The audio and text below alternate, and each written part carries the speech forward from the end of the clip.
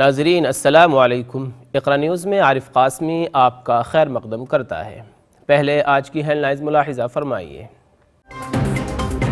ملک میں vaccine passport متعارف کرانے کا حکومت کا کوئی منصوبہ نہیں، ویکسین منسٹر ندیم زاہوی کا اعلان۔ برطانیہ میں فٹ بال اتھارٹیز اسلامو فوبیا سے نمٹنے میں ناکام۔ بستر مرگ پر لیٹی والدہ کو دیکھنے کے لیے ہندوستان کے مسلمان صحافی کو محض 5 دن کی مشروط ضمانت۔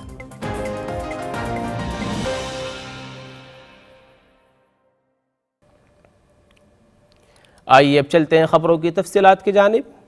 ویکسین منسٹر ندیم زاہوی نے کہا ہے کہ حکومت کا ایسا کوئی منصوبہ نہیں ہے جس کے تحت یہ ثابت کرنے کے لیے کہ ان کو کورونا کے ٹیکے لگ چکے ہیں لوگوں کو ملک میں بھی ویکسین پاسپورٹ ساتھ رکھنا پڑے۔ انہوں نے کہا کہ اگر دوسرے ممالک کی یہ شرط ہے تو وہاں سفر کرنے کے لیے اس کا ثبوت لے جانا بہتر ہوگا اور ہم اس کی فراہمی میں مدد کریں گے۔ So some countries are looking at only allowing people in if they have a vaccine certificate, and we will look to facilitate it for the individual. So for your viewers who would need that certificate in the way they would have needed a yellow fever vaccine certificate to travel to particular parts of the world, then we'll make that available. We are not looking at a vaccine passport for our domestic economy. برطانیہ میں مسلمان کھلاڑیوں نے الزام لگایا ہے کہ اس کھیل میں بڑے پیمانے پر نسل پرستی سے نمٹنے کی کوشش کے باوجود فٹ بال اتھارٹیز اسلامو فوبیا سے نمٹنے میں ناکام رہی ہے۔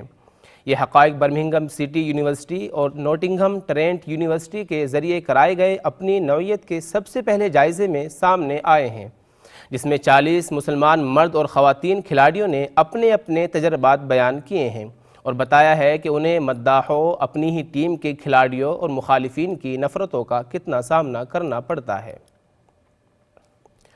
ہندوستانی ریاست کرناٹک کے سابق وزیر اعلیٰ اور جنتا دل ایس کے قائد ایچ ڈی کمار سوامی نے ہندو انتہا پسند تنظیم RSS پر الزام لگایا ہے کہ اس کے کارکن ایودھیا میں رام مندر تعمیر کے لیے چندہ نہ دینے والوں کے گھروں کی نشاندہی کر رہے ہیں۔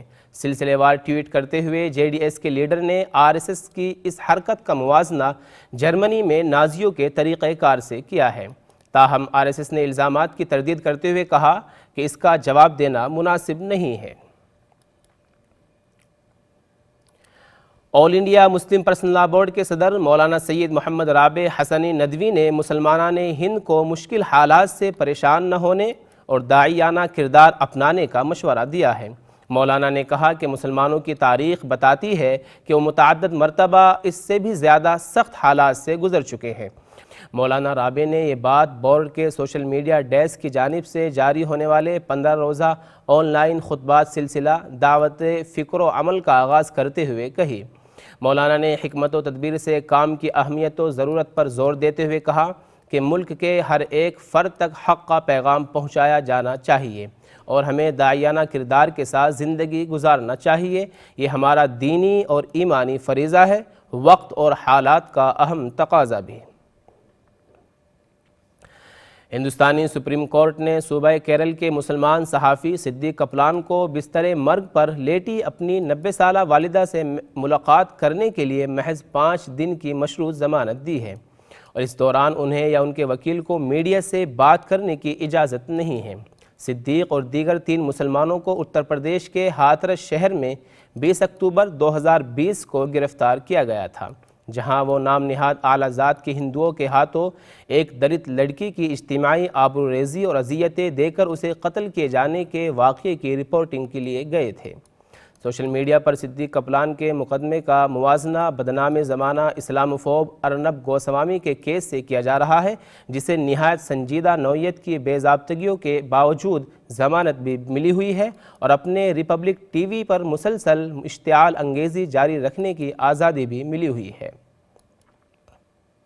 وزیر اعظم عمران خان نے تعلیم کو فروغ دینے کے لیے جدید دور کے تقاضوں کے مطابق جامع لائحہ عمل مرتب کرنے کی غرض سے صوبوں اور دیگر فریقین کے ساتھ مشاورت کے بعد مجوزہ تعلیمی پالیسی کو جلد حتمی شکل دینے کی ہدایت کی ہے۔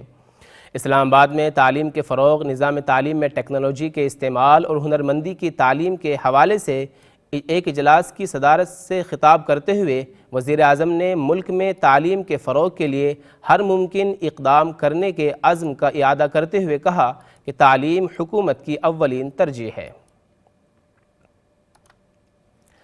اسرائیل نے مقبوضہ مغربی کنارے میں فلسطینی تنظیم حماس کے 2 رہنماؤں کو حراست میں لے لیا ہے۔ یاسر منصور اور عدنان عصفور کو نیبلس میں ان کے گھروں پر چھاپے مار کر گرفتار کیا گیا ہے۔ حماس کی جانب سے پہلے ہی اسرائیلی خفیہ اداروں کے ذریعے بڑے پیمانے پر حماس کے ارکان کو اغوا کرنے اور حراست میں لیے جانے کے خطرے کا اظہار کیا جا چکا ہے۔ اسرائیلی وزارت خارجہ نے خلیجی ممالک میں رہنے والے یہودیوں کی تنظیم ایسوسی ایشن آف گلف جوئش کے قیام کا اعلان کیا ہے۔ وزارت خارجہ کے تحت چلائے جانے والے اسرائیل اسپیکس عربک منصوبے نے اسے اپنی نوعیت کی سب سے پہلی تنظیم قرار دیا ہے، جس کے تحت سعودی عرب، بحرین، عمان، متحدہ عرب امارات، کویت اور قطر آتے ہیں۔ ایسوسی ایشن آف گلف جوئش کمیونٹیز نے اپنے سب سے پہلے ٹویٹ میں کہا کہ خلیجی ممالک میں یہودی طرز زندگی کو فروغ دینے کے پابند ہے اور اپنے فالوورز کو مزید ولولہ انگیز خبروں کا انتظار کرنے کی نوید سنائی ہے۔ سعودی عرب میں 65 سالہ معروف عالمہ عائشہ المہاجر کو مبینہ طور پر مکہ میں اپنے گھر پر قرآن پڑھاتے رہنے کی وجہ سے گرفتار کر لیا گیا ہے۔ سعودی عرب میں حکومت کی جانب سے گرفتاریاں کرنے والی تنظیم پریزنس آف کانشنس نے ایک ٹویٹ میں کہا کہ عائشہ المہاجر کے علاوہ دوسری 2 اور خواتین کو بھی گرفتار کیا گیا ہے، جن میں سے ایک کی عمر 80 سال ہے، جبکہ دوسری خاتون کے اہل خانہ نے ان کے بارے میں مزید کچھ بتانے سے انکار کر دیا ہے۔ آج کے بلیٹن کی خاص خبریں ایک مرتبہ پھر ملاحظہ فرمائیے۔ ملک میں ویکسین پاسپورٹ متعارف کرانے کا حکومت کا کوئی منصوبہ نہیں، ویکسین منسٹر ندیم زاہوی کا اعلان۔ برطانیہ میں فٹ بال اتھارٹیز اسلامو فوبیا سے نمٹنے میں ناکام۔ بستر مرگ پر لیٹی والدہ کو دیکھنے کے لیے ہندوستان کے مسلمان صحافی کو محض 5 دن کی مشروط ضمانت۔